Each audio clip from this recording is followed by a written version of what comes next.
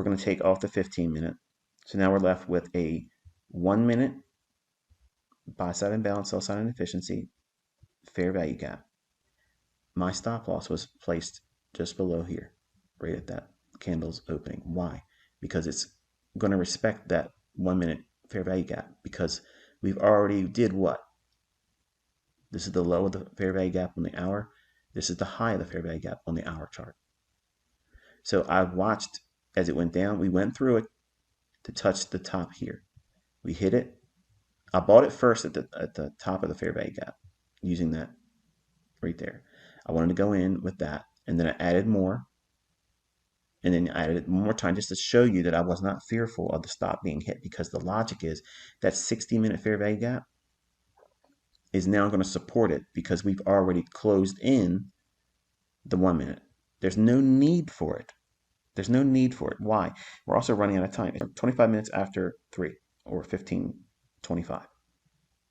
So now the market's going to have to start doing what? Gravitate towards that liquidity up here. Short sellers are going to want to cover, and they're going to be enticed to cover because of the algorithm repricing higher, higher, higher, higher. When do I know it's really going to kick off? Once this shows all the bodies being unwilling to close at the low end of that 60-minute fair value gap. Once I see this, I'm waiting for the market to want to leave this area, and starts to move here. And then right there, this candle, that's exactly what I'm looking for. The market's starting to break away, take off. A lot of acceleration. Once it does this, it creates another, what this is here, a fair value gap. But this fair value gap is likely to stay open. What does that mean? Much like this gap here, okay, between this candle's high and this candle's low right there, that's what I'm shading in as a rectangle.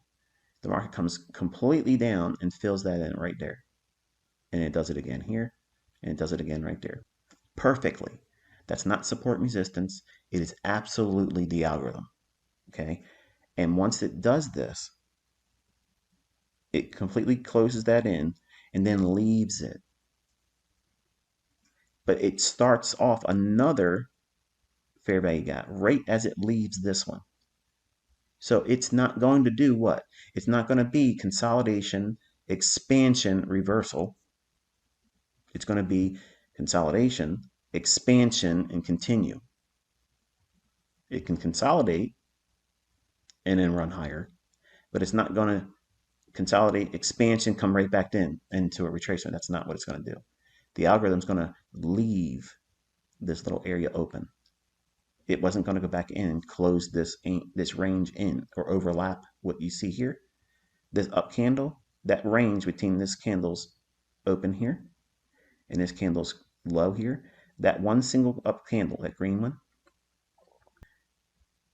this one candle gets overlapped right there. So it's going up. It has to do what to rebalance it? It has to go down. So now we've done what? We've offered buy side delivery, sell side delivery. And then when we leave that range here, once we get back above this candle's low, this is a balanced price range. It's not going back down there, especially if we have one single candle pass through again where it's taking off. And then we have this candle. As soon as this candle closes and we start this candle right there, then I know that that gap is there and it's going to stay open. But what happens if it starts to go back down into this low right in here? I'm going to buy it and knowing it's not going to go down here. And my stop would go just below the bodies of these candles here, which is where it went to next once I trailed it up. And I'm going to watch these candles paint and watch and see how they gravitate towards this pool of liquidity. Once this was filled, again, it's all short-term high back here. Buy side right there. It gravitates to that one. So this one's no longer salient. We don't need to worry about the hourly because we've already left that range. It's gone. And all of the trades, here's the 5-minute fair value gap. This breakaway gap, which is what this is, it's a fair value gap, but it's a breakaway gap. A breakaway gap in this is not likely to be traded back into. You don't want to see it traded back into.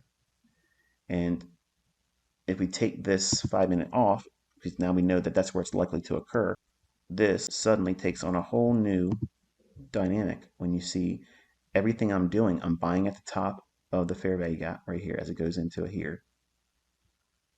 And then I'm buying it here and here as it's tagging on a 1-minute candle, trying to time it as it hits it. Boom, boom. And then right in here, I'm adding one more because this is a breaker. We're going to take this rectangle and just add it to this here. Okay, and what I'm doing is I'm buying inside this up candle because what it's doing is there's a short-term low here. It's going after that liquidity and rebalancing here, there. And it runs up. Now it's a balanced price range. It should not enter this area again. And then we have one single candle passing through on the outside. That's a breakaway gap. And all of the entries were done inside the final hour of trading. And the liquidity was filled. I was 2 minutes late, technically. Last hour of trading. Every single trading day that's worth its weight in trading, this type of move is going to be there. There's going to be a run to an old high or an old low or an imbalance. Okay, it's going to be something to that effect. That's it. But we're going to be looking at a 5-minute and a 1-minute chart. I'm going to annotate everything top down so that way the things are there on the chart so that we understand what I'm looking for. Then on the left side or the right side, I haven't decided on how I'm going to do it, but I'm going to split my screen and there'll be a 5-minute chart and there'll be a 1-minute chart. We will not need to look at a 15, an hour, a 4-hour, and a daily chart. All of the reference points will be already on the chart, on the 5 and the 1-minute chart.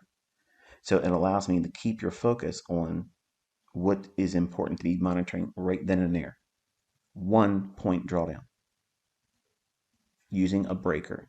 Okay, the breaker is this low, high, lower low, and then leaves it. Okay, look at the time highlighting here. Okay, when you look at charts, here's the actual close of the session. So there is the last hour and 15 minutes of trading. Your setup is going to form in the last hour between 3 o'clock and 4 o'clock. If you don't have a setup by 10 minutes to 4, don't do anything. But generally, you're going to find between 3:15 and 3:45. That is like a little tiny small sweet spot where if I know where I'm looking for liquidity above the marketplace if I'm bullish, below the marketplace if I'm bearish, or if there's an imbalance. What is an imbalance? Something like this. Okay, this is an imbalance, that's an imbalance. What kind of an imbalance? Buy side imbalance, sell side inefficiency. Buy side imbalance, sell side inefficiency.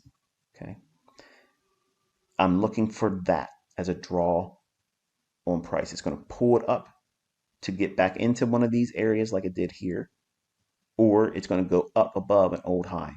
So it's going to go to pools of liquidity above an old high or relative equal highs, or below an old low or relative equal lows, or it's going to go back to an area where it needs to revisit in a sense of repricing for the purpose of rebalancing. And simply because it goes back down in here, that's not rebalanced. It's balancing, but it's rebalanced once you leave it because it then becomes a balanced price range.